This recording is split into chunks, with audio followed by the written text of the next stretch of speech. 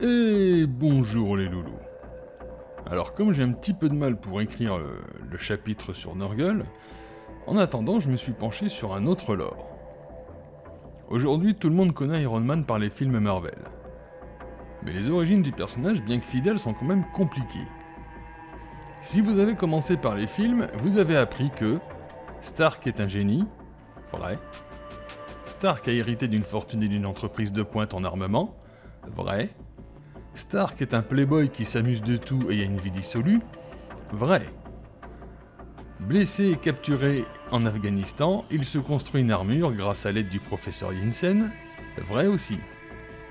La partie brillante du plastron empêche son cœur d'être touché par des éclats. Vrai aussi.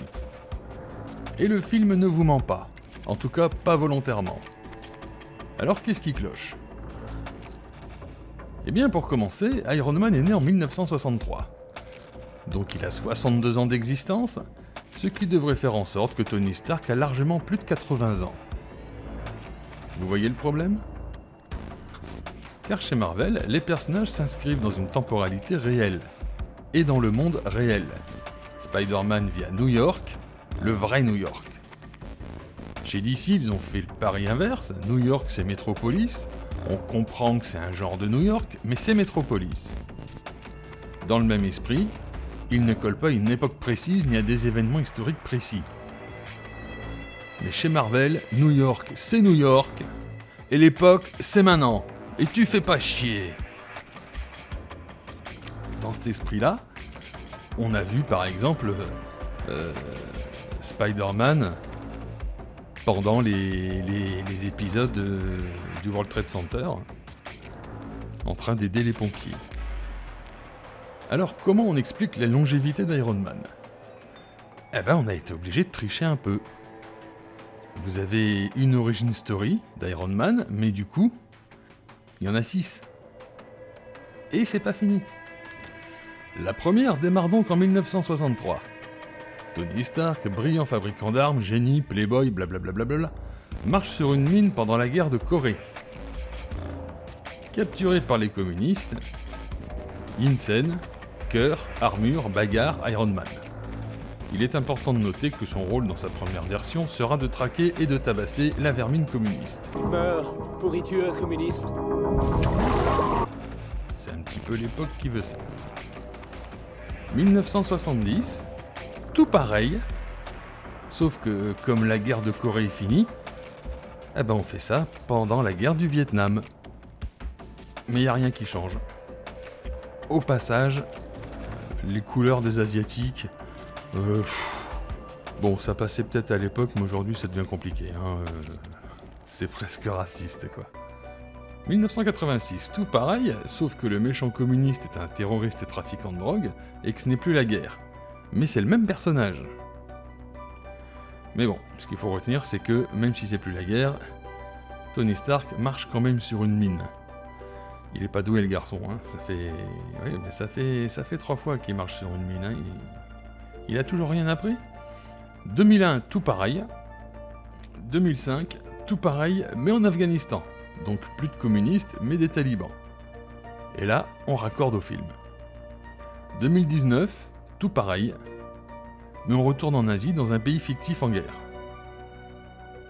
Comme quoi ils ont eu conscience du problème, au bout de la 6e fois. Évidemment, le but de Marvel n'est pas de faire preuve de malhonnêteté. Mais avec le choix éditorial de départ, ils sont obligés de rafraîchir parfois certains personnages.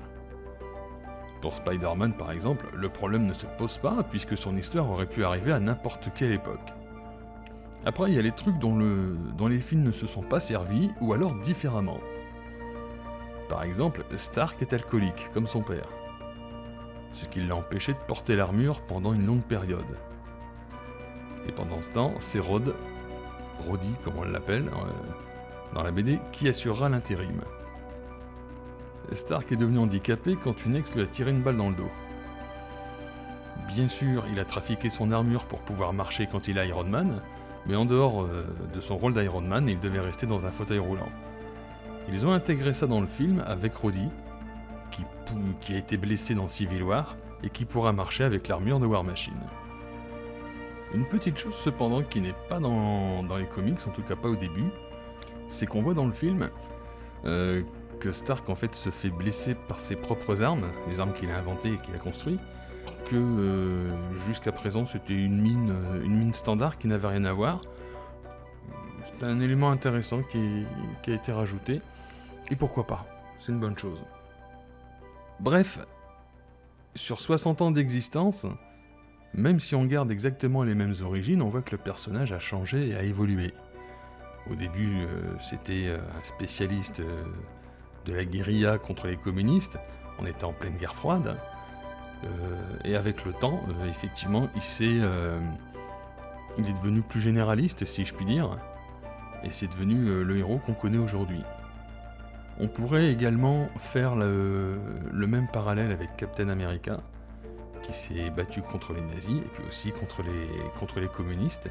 D'ailleurs, dans les comics, il y a toujours eu une version communiste d'Iron Man et de Captain America, qu'on a tous les deux vus dans les films, mais différemment, c'est-à-dire que le Red Guardian, c'était bien un Captain America soviétique, et la Dynamo Pourpre, en fait, on l'a vu dans Iron Man 2, mais ils l'ont mélangé avec un autre super-héros qui s'appelait Whiplash, donc avec des fouets électriques.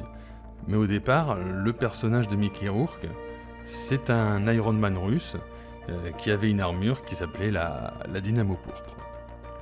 Dans le même contexte, il faut savoir qu'il y a aussi une création d'Avengers russes par Marvel, où les personnages sont complètement ridicules. Ils ont même un Thor russe avec une faucille et un marteau.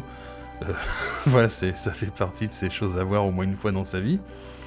Mais ce sont des personnages qui ont disparu parce qu'ils étaient très caractéristiques de leur époque et que tout a changé depuis. Et puis enfin, je peux quand même vous conseiller un film qui s'appelle The Guardian, un film russe où justement ce sont des Avengers russes qui finalement ressemblent pas mal aux personnages russes bizarres qu'avait créé Marvel. Bon, faut le voir au moins une fois, hein. C'est pas un grand film, on est d'accord, mais c'est génial. Bah, moi, si vous voulez, quand je vois un ours géant qui se bat avec une Gatling, voilà, il faut que je le voie, quoi, au moins une fois dans ma vie, quoi. Donc le film est un peu chelou, un peu ridicule, les effets spéciaux sont pas top, mais il y a la magie du rire qui fait son travail, on va dire. Voilà. Voilà, comme c'est les vacances, je me suis décidé à sortir un petit peu de ce que je faisais d'habitude. J'espère que ça vous plaira. En tout cas, si vous avez tenu jusqu'ici, je vous en félicite. Et puis, je vous remercie de votre patience et de votre gentillesse. Commentez, likez, abonnez-vous. Et puis, je vous dis à la prochaine. En attendant, on fait bisous. À bientôt.